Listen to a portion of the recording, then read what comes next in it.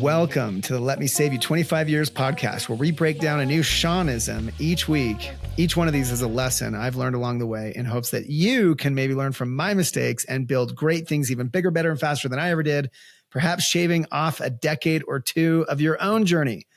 Like the podcast, please follow it wherever you listen to podcasts and share it with a friend. My book called Let Me Save You 25 Years, where today's topic comes from, is intentionally really short. So think of this podcast as a long version of that book where we get to go deep into these Shawnisms that each chapter is based on. Just like our topic today, grit is half the game. Okay. So the story from the book I share that leads into this topic is we've taken this big order. It's our first big order. It's a $250,000 sale for Lovesac. For a big retailer nationally. They need these sacks like in a few months for Christmas at this low price. I have to go get them made in China. There's this whole story about me speaking Chinese, whatever. And now I've flown back home to build a sack stuffing factory on credit cards because didn't have the money to buy like a German shredder. I've got all these friends showing up after, going to school. We're all in college. They show up to help me build out the factory. I've cash advanced the first month's rent of this old warehouse on my credit card so I could get going. We've had to build tables with wood from Home Depot, whatever. And basically, September, 5 a.m., I'm at a gas station filling up 4 red cans full of diesel fuel to go dump into the farm tractor that's going to shred foam for us. Powering the hay buster of Home Shredder. And basically we spend the first 2 weeks stuffing enough sacks to fill the first full truckload. So these are filled up little love sacks, shrunken down into plastic bags, 1/8 the original size, then packed into boxes to fill up a truckload. And what was supposed to take us a week took us 2 weeks, also took us double shifts. So we're working, 6, 7 a.m., to the afternoon. And then those temp laborers go home, their cousins come in and we work until the nighttime because basically we filled so few sacks in that first shift that we knew we'd have to go double shifts. We knew it was going to take us twice as long. We knew that our profitability was blown because we underestimated how much labor it was going to take. It was just a mess, but we're into production. There's no turning back now. And the first semi trucks to receive pallets of these stacked shrunken love sacks shows up, and we've loaded all these pallets to 13 feet because they've told us they're sending a 13-foot truck. Well, the truck backs up. We go to load the pallet in, and like the pallet doesn't even come close to fitting inside the truck. It's like 3 feet too tall. And we're like, what the heck? I'm next thing you know, I'm on the phone with the trucking company. I'm like, you guys sent us the wrong truck. This truck's too short. What the heck? And they're like, I don't, it's a standard semi truck. What are you talking about? I'm like, no, you said you were sending us 13-foot trucks. And in this conversation, I come to learn that 13 feet is measuring from the ground up. So you've got, the space for the box part of the semi truck sitting above the wheels, about 3 feet off the ground. This is how dumb I am. This is how small we are. This is how little we know about what we're doing in mass production. We've got to unpalletize, unshrink wrap all of these shrunken down, stacked pallets of sacks, break them down to half that size. We're already a week behind schedule, already running more shifts than we planned on, already no profit. It's going to find its way to us. And we just got to keep going. By the end of this whole process, man, 2 months solid of this kind of work, these kind of embarrassing moments as we learn as we go. My hands are stained blue. They're cracked from handling all the foam, dried out. I am physically, mentally, emotionally exhausted, out of energy, out of time, got to get the last shipment off, not going to make any money on the whole deal. And now I don't even have any customers. We got to run out and find customers. And it's in this, it's in this place that the Shawnism is born.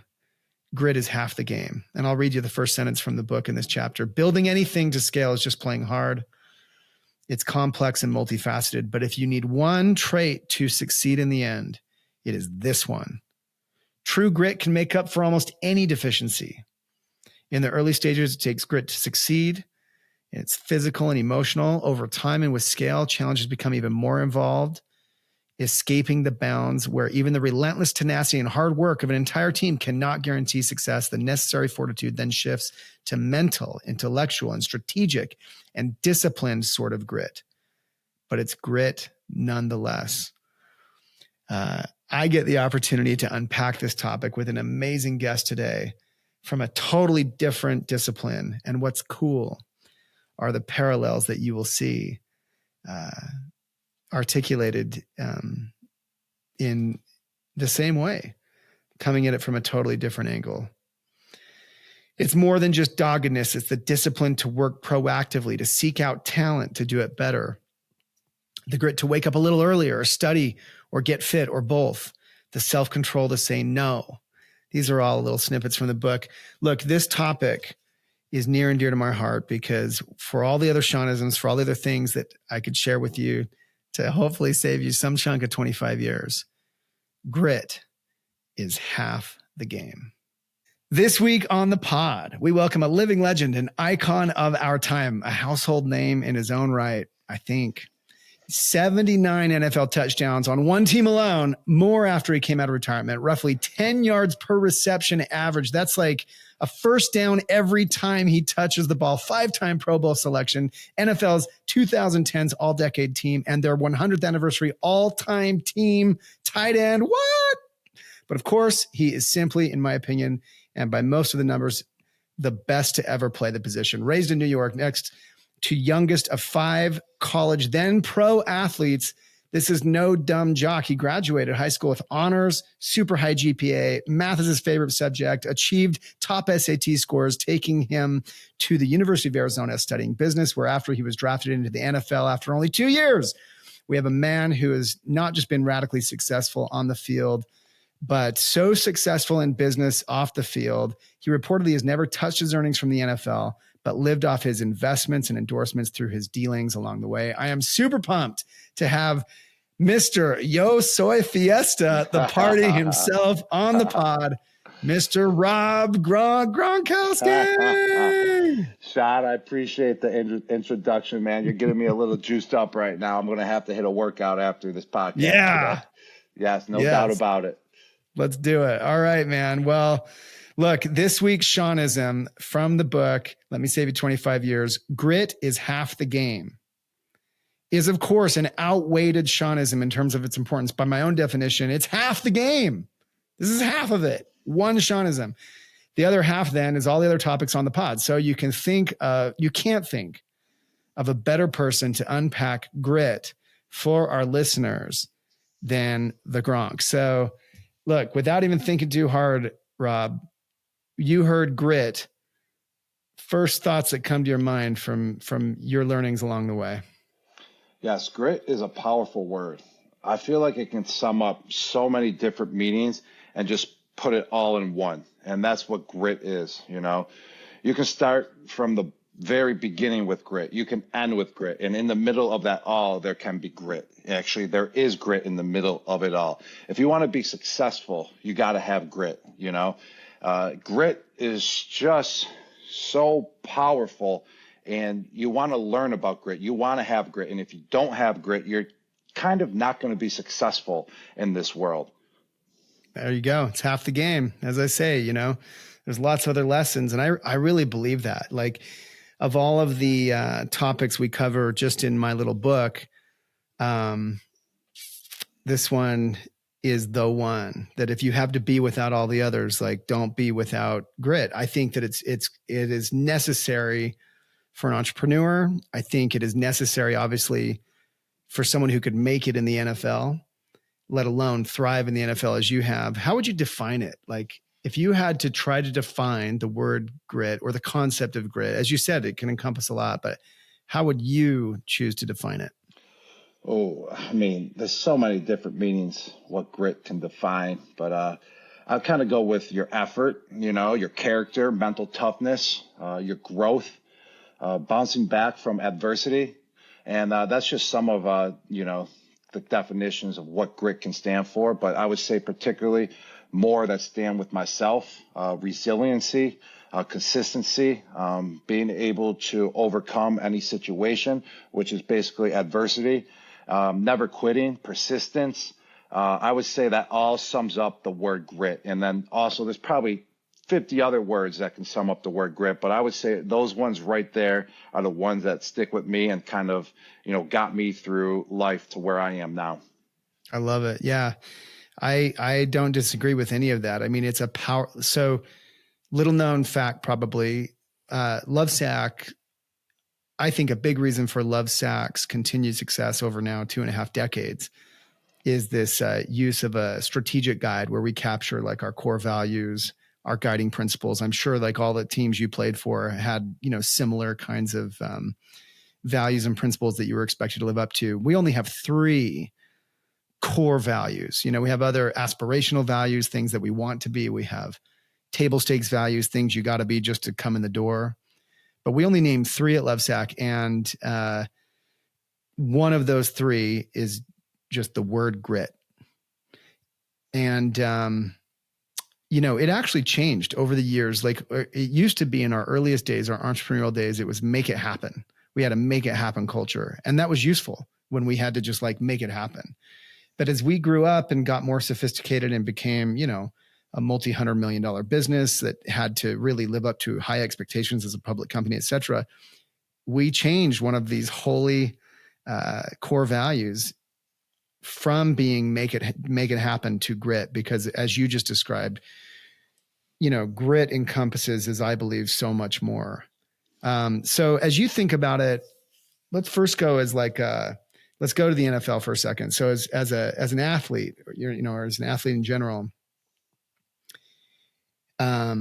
what best represented in your mind guys around you that had grit versus guys that maybe didn't have as much? And you were probably surrounded, like you're in the NFL, you're in the elite of the elite, but you had a long come up.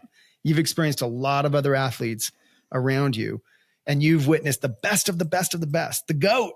I mean, you're like you're the other end of that stick. So what's the difference between the guys who, or gals who exhibit true grit versus those that don't? Yes, 100%. That's a wonderful question. No doubt about it, Shawn. But everyone that I noticed that exhibited grit, exemplified what the word grit mean, the definition of what grit is, they were all successful no matter what type of talent they possessed.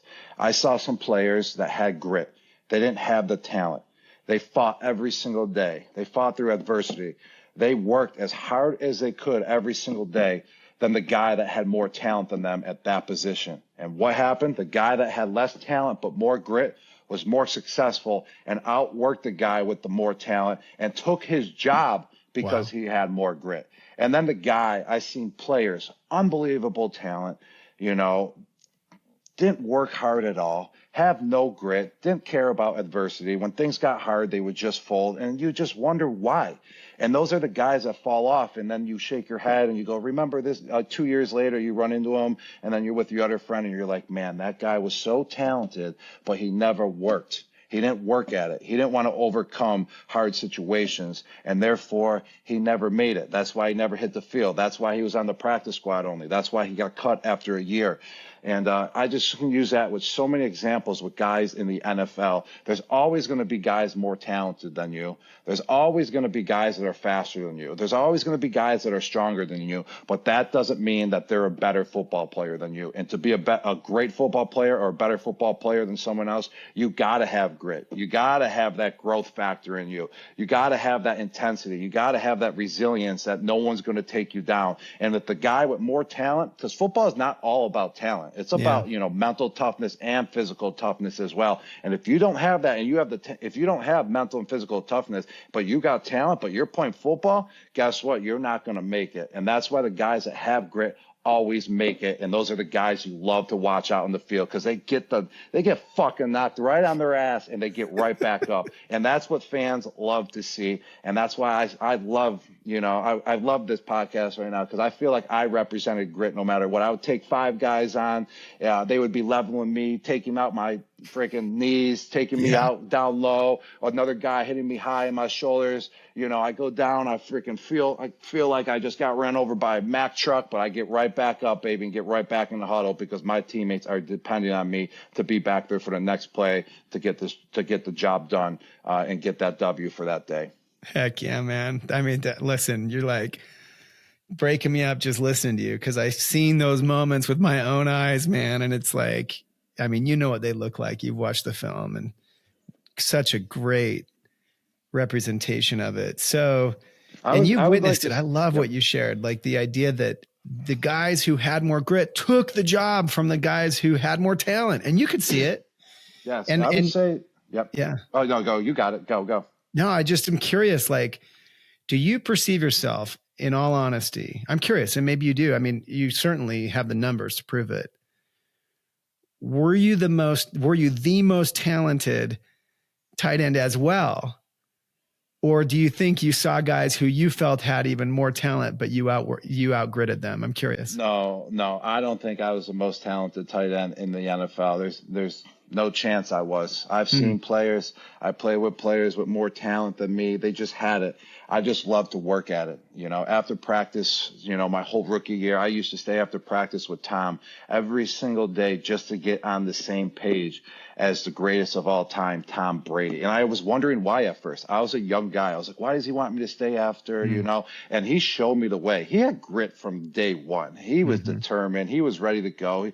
He was trying to grow every single day. He was fighting through adversity. And at first, I'm 21 years old. I'm like, why does he want me to go out and stay after practice, run extra routes? And then it finally clicked. And I'm like, all right, that if you want to be great, if you want to get on the same page, if you want to go to games and make it easy, you got to do that. It's all about the practice. So you can take the practice and bring that to the field on game day. So just grit is just such a great word. Yes, it stands for a lot of things, but you got to have grit to be great. And one guy I would say that represented grit like I'd never seen before is Julian Adelman.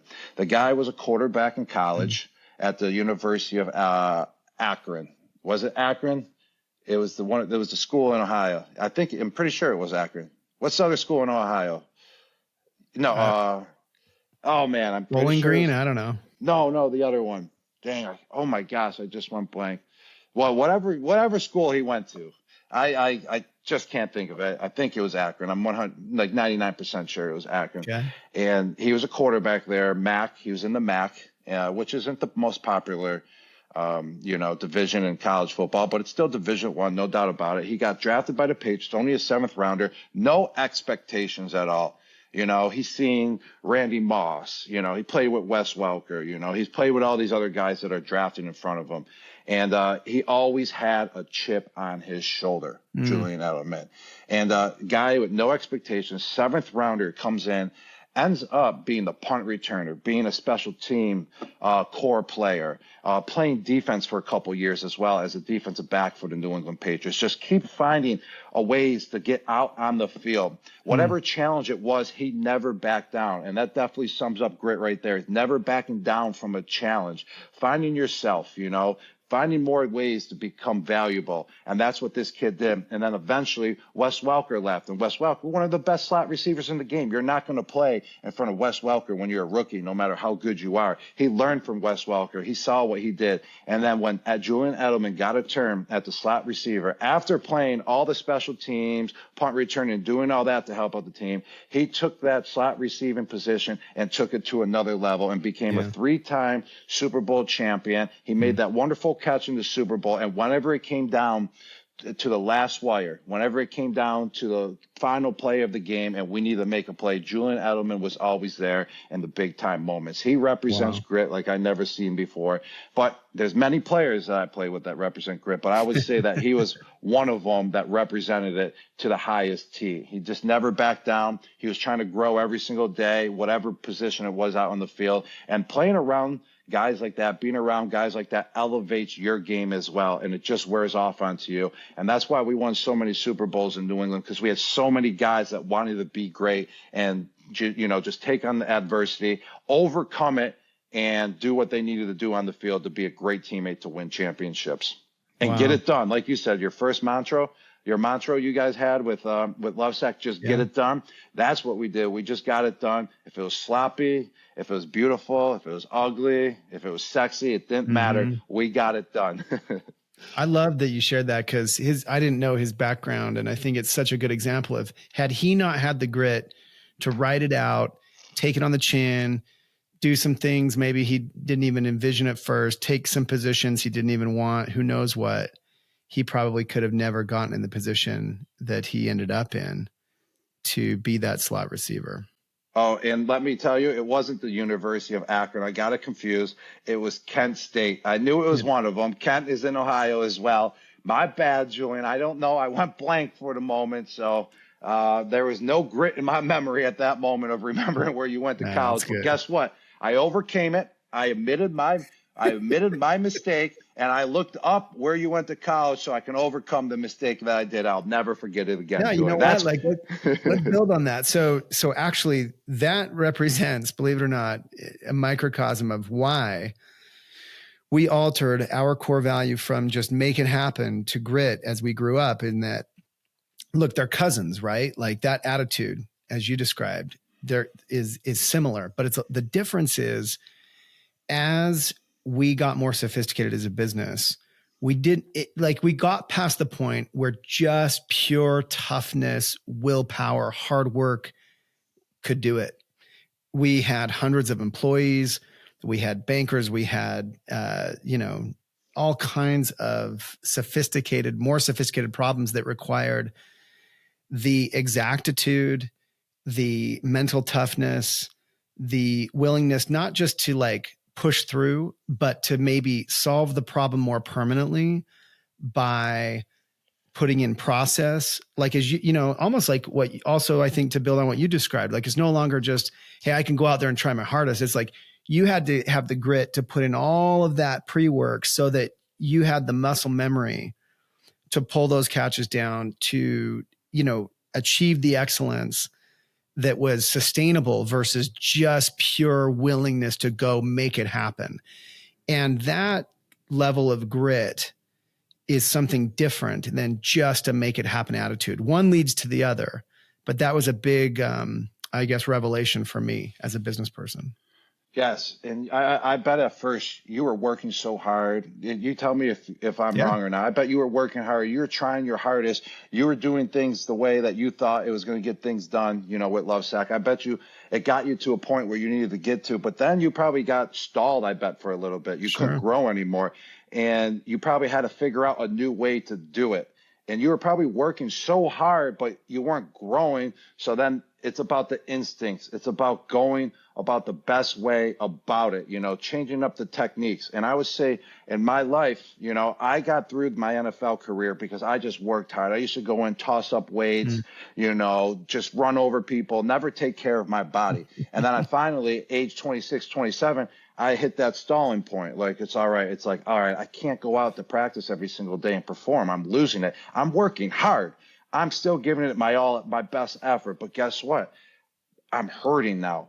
My pains, they're aching. What can I do? I never took care of my body. So then the instincts kick in, and then you got to go about it the best way possible to keep you going. And that's what I did for sure. I learned from Tom, guys played until he's 45 years old. Asked him what his techniques were, to heal every single day. Asked other veterans that were running routes and hitting guys, how do you recover so you're good to go for every single day? And then therefore you can establish yourself to play longer. Definitely the way I trained is totally different from when I was 21 to 26-year-old to from when I was 26 to when I finished my career when I was 32 years old. So adapting to change as well is huge. And I bet you with Lovesac, you went through that situation as well, having to adapt, even though you were working very, very hard and you're probably at a stall point at some point. Is that true? No, totally. I think you just articulated through the metaphor of football exactly what I'm trying to describe, that, in the beginning of, I think, almost anything,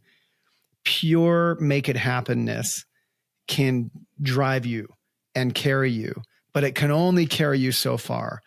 And at a point in our development, or at this, in your case, you were fighting a different battle with age and with, physicality, that had you only clung on to what you knew, that make it happen, drive through attitude, you wouldn't have progressed.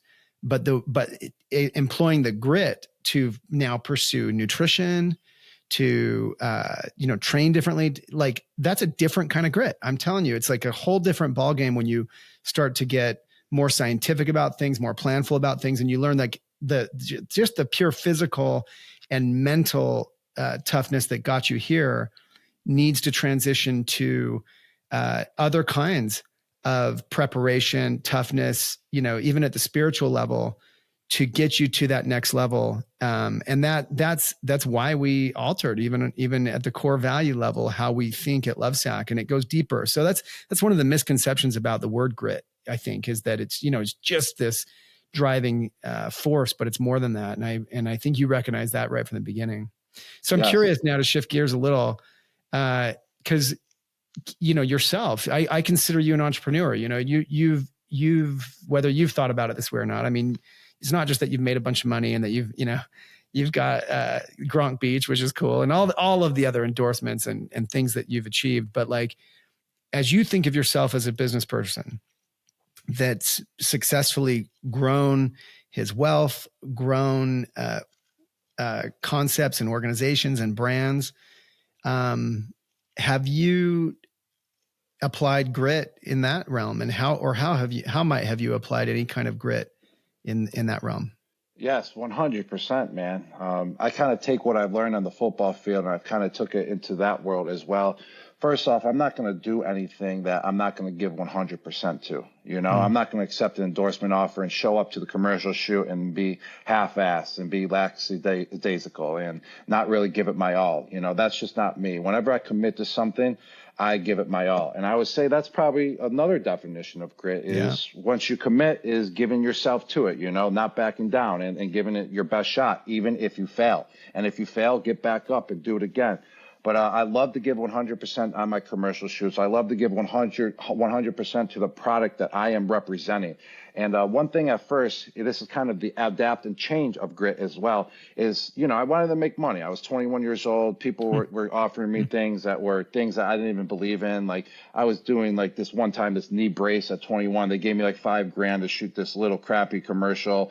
And I was like, this is the worst product ever. But I was like, $5,000. Me and my roommate were just freaking mind blown that we had a $5,000 check for shooting a freaking 2-hour commercial at like the little corner field in Foxborough that looked just absolutely terrible. The whole shoot was terrible. We didn't care. We had $5,000, and then eventually it was just adapting and changing to. I was doing some things. I was like, I don't even like this product. Like I'm at the shoot, giving it my all still, but I'm like, I don't even like this product. I don't even want to be here if I don't like it. So adapting and changing what I was representing to what I really wanted to represent, things that I believed in my life as well. And now I have a whole list and I love doing them all. Like my dad, he's been in fitness. He's been selling fitness equipment for 33 years now, retail and commercial fitness equipment. And we started the product line Gronk Fitness. So I represent Gronk Fitness. My family, they do a wonderful job selling fitness equipment. We have a whole line coming out in December and January of this year and next year that we're dropping with Gronk Fitness. And I work out every single day. Gronk Fitness fits my life. My brother came out with Ice Shaker. It's a protein insulated ice shaker cup. And I love protein. I always have a cup full of protein or ice cold drink, and it keeps your drink cold for more than 24 hours. So if I'm out here in Florida, it's wonderful. That fits my profile. Also, Lovesac. I love chilling on the couch. You got to recover. Lovesac. Great and comfortable. How can you recover if you're not comfortable? You know what I mean? And on top of it, there's many other things like Wolf and Shepherd shoes. You've probably seen those commercials. They're all over the place. I don't like dress shoes, man. I don't like being all dressed up. That's why I'm a shorts and t-shirt guy. People are always like, yo, you never dress up. My girlfriend's like, you never dress up. I'm like, I'm shorts and t-shirt. I like to be comfortable. Well, I was introduced finally to Wolf and Shepherd. They're like kind of a high-end dress shoe, but let me tell you, it feels like you got some Nikes on. And that's when I fell in love with them. I go, all right, now we're talking. I can dress up, baby. And she loves them. She's like, oh, you looking good now tonight. I'm like, yes, I am, baby. So I love going up to the showing up to the commercial shoots now, giving it my all. Products I love to represent as well, and just going full out and giving the best product out and representation for all the consumers out there. Yeah, this is so good because this is, look, one of only 3 core values at Lovesac. Half the game is defined by my own Shawnism in the book in 4 letters, GRIT, because, you know, you just, for instance, articulated new dimensions of the word, the idea of being principled, the idea of like being, you know, being really standing on your principles. Like, you're not just going to endorse anything because they're cutting you a check. Like, part of grit, part of having the grit to say no, part of having the grit to, you know, stand on principle, not just for endorsements, but in life, right? Part of having the grit to keep your commitments, as you say, to show up and give 100%. Like, if you've committed to something, even if now you decide later, man, I don't know if I want to be here, but I'm the same way, man. Like, my parents taught me, we keep our commitments. So I'm here. I agreed to be here. I'm 100%. And it all boils down to this one word. And that's why it's so powerful. It's so great to hear you reflect these ideas. Yes, man. Well, you know, I did say at first yes to basically all the endorsements at the beginning, you know, but then, you know, I was young, you know, I didn't really know what determination was, what I really wanted. So you're saying yes, but then as you get older, man, things change. And that's when grit started coming in. And like you said, the grit to say no, that was very powerful, what you just said. When I finally started being able to stand up for myself, to say no to things that I didn't want to do, let me tell you, a handful of new things would come knocking on the door the next day or the next week. And they were bigger projects, and they were projects that you wanted to do. So no is the most powerful word out there. Yeah. And let me tell you, you people listening, say no when your gut is telling you to say no. Oh, so good. And listen, I'm grateful you said yes. Our listeners are so grateful you said yes. This podcast, just so you know, like this book I've written, Let Me Save You 25 Years, coming out this winter, it shares all of these 25 Shawnisms, and I'm donating all of the net proceeds to the Future Business Leaders of America. I'm not looking to make another buck off of selling books. This podcast is in the same spirit. I have no advertisers. I'm putting this content out there because I'm just hoping other people can learn from my mistakes and, frankly, your mistakes. Like the fact that you're transparent about, you know, this learning journey that you've been on is so valuable. And this is exactly what I'm describing. Like, if others can develop the grit in the ways that we've described, maybe even a little earlier, and not have to learn every lesson for themselves. That's the spirit of this podcast. That's the spirit of the book. And is there anything else, you know, before we wrap up, if you could go back and, you know, talk to yourself, I don't know, 15, 20 years ago, how might you save someone? How might you save yourself 25 years? Any other piece of advice you'd give to young Gronk? Yes. I definitely would. Well, first off, we kind of already hit it. Learn to say no. That was huge. That's very powerful in the world. Better things will come if you say no. If your gut's telling you no, say no. Another thing is have fun. There's no doubt about it. I had plenty of fun, but I've also learned from my fun as well. You know, if you want to go out, have a good time, go to the bar, be responsible. There was points in my life where I would get too drunk, and then I was an athlete, and you're drunk. My freaking muscles, they're dehydrated, and then trying to go out and practice, and I couldn't go as fast as I wanted to go running wise because I knew I would pull a hamstring or pull a calf muscle because I was so dehydrated. So make sure you do everything smartly. Of course, like I said, have your fun, but don't ever go too overboard. You know, I did that sometimes. I learned my lesson. I paid my lessons from some hangovers at practices and almost pulling muscles and all that crazy stuff. So have fun. Don't go too overboard. Be responsible, and have good people around you as well. You know, it's you're kind of defined by the people around you, in public settings and private settings as well. And you learn from those people that are around you as well. So that's what it's all about. And if you fail, it's fine. Every successful person in this world has failed plenty and plenty of times. So just get back up, find a new way, or overcome it somehow. Look at that, man. You could have written the book for me. And that's the point, right? Like, I don't care whether you're successful in football, in entrepreneurship, business, management, who knows what realm. The principles are the same. And you've been a master at unpacking some of those for us today. Really grateful that you said yes to this one, and grateful to have you on the podcast. Keep an eye out for Gronk Fitness coming at you big time. In fact, you can follow Gronk, as I do on social media, in particular on Instagram, simply Gronk, at Gronk. Please check out GronkNation.com, where their mission is to help kids stay actively involved in school and sports and provide them with the tools needed to help them follow their dreams. Amazing work Rob's doing. Donate and participate there. Please don't forget to like and share this podcast. Subscribe to it. Please share it with a friend. Maybe help them shave a chunk off of their 25-year journey, because you're just that kind of friend. Thank you so much to the Titan of tight ends, the superstar of Spike, the founder of Fiesta, and the guru named Gronk, who is still dreaming, chasing, building, playing, and partying after all of his record-breaking success already. This was amazing. Thank you. And to everyone listening. Yeah. Yes, appreciate you having me on, Shawn. And first off, what's your Instagram tag? Because I need to follow you right now. And second, can you please send me your book? I need to read it. And third, everything that you're saying about grit as well, I believe and I love. So thank you very much for sharing your knowledge and your passion as well, and helping out people in this world to get to where they need to get to. Signed copy on its way to you. Let me save you 25 years. I'm Shawn of Lovesac on social media. Shawn, you can follow me just like Gronk's going to. Appreciate that.